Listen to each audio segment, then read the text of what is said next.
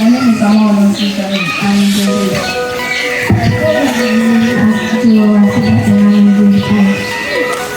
the person of self-control, and I'm perceived.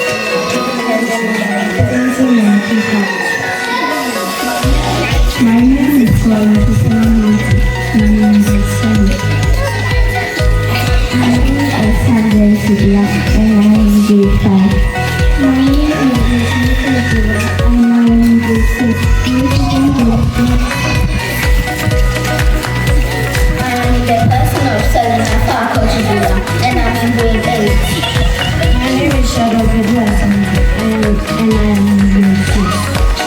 However, if you are going to now this morning, and I'm in grade 8, my representative. Okay, so our debaters have introduced themselves.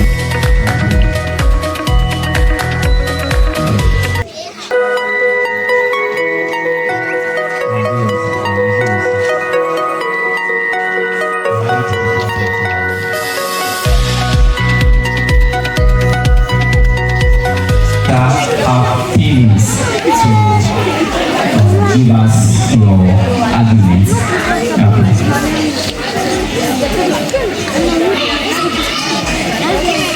Okay, before we start the topic again, to consider from the audience, the proposition on floor or the motion of the House is that plastics should be banned nationwide or worldwide, and we are going to either debate against or debate for. So let's hear from them.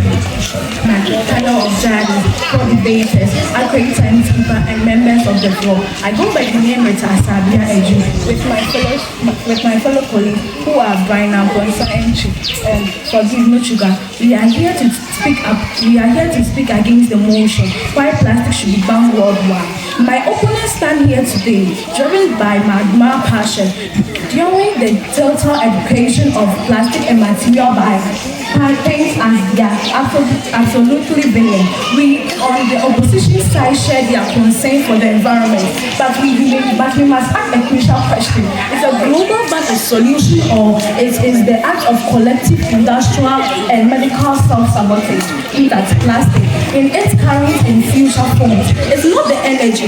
The enemy is waste, and the solution is responsibility, not unions prohibition. We oppose this motion because it's a global ban is economically devastating, environmentally counterproductive, and morally irresponsible, particularly in vital sectors like global health.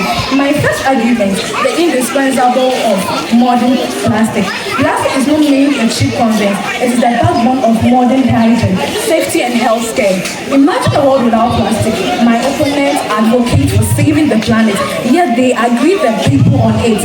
Medical levels, every single sterile operating theater, every story, every bag, every piece of life-saving equipment from dialysis machines to incubator. Shells is made of plastic. A global ban will instantly trigger a global health crisis, making a sterile, single-use machine virtually impossible.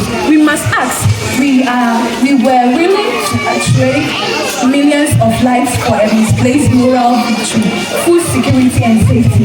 Plastic packaging with its incredible barrier properties prevent oxygen, moisture and bacteria from spoiling food. It extends shelf life, dramatically reducing food waste, which is massive global climate contributor. It will ban plastic. We don't just solve a waste problem, we replace it with a food scarcity and contamination problem. Plastic is a material of indispensable utilized, and the idea of banning it worldwide fails to grasp its life-saving and foundational role. I would like to welcome my next speaker, who is Brian Bonsa and Our second argument, the carbon footprint paradox, into brackets, alternatives are worse. My opponent will suggest alternatives, paper, glass, or aluminum. But let's look at the inconvenient truth. The alternatives often have a larger environmental footprint than plastic.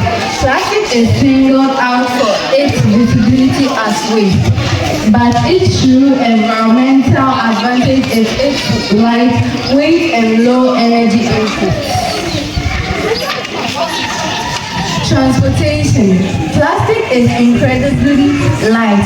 Switching to heavier materials like glass or aluminum requires significantly more fuel to support transport. A massive spike in fossil fuel consumption and greenhouse gas emissions across global supply chains.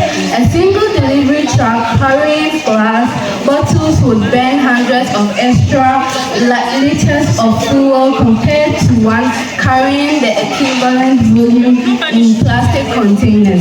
Manufacturing. Producing glass or aluminum requires furnaces operating at extremely high temperatures, demanding vast amounts of energy. Producing paper requires mass forestation. Studies consistently show that if we replace all plastic packaging with alternatives, the energy and the carbon emission would skyrocket. A ban on plastic is simply a carbon trade of replacing a highly efficient material with heavier, more energy expensive, and less efficient substitute.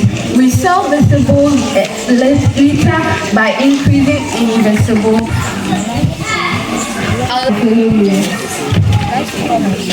Dear Madam or Mr. Chairman, I go by the name for the Lucifer. I would like to read my third argument. The real solution is infrastructure, innovation, and accountability. Banning a material is the simplest, most politically expedient, but ultimately laziest solution to a complex problem. The issue is not the creation of plastic. It is the failure of government and corporations to manage it. Instead of a ban that kills progress, we must champion investment in global waste infrastructure. The majority of ocean plastic comes from the countries lacking basic waste collection and recycling facilities. We don't need a ban or no waste, which recycles over 97% of its plastic bottles. We need global fountains to build collection systems in developing nations. Mandated circularity and innovation. We must legally compel manufacturers to design for recycling and use recycled content. This fosters innovation in chemical recycling, pyrolysis, and developing true biodegradable polymers, plastics, designed to disappear. A ban kills this innovation. The cheat of strict regulation fuels it.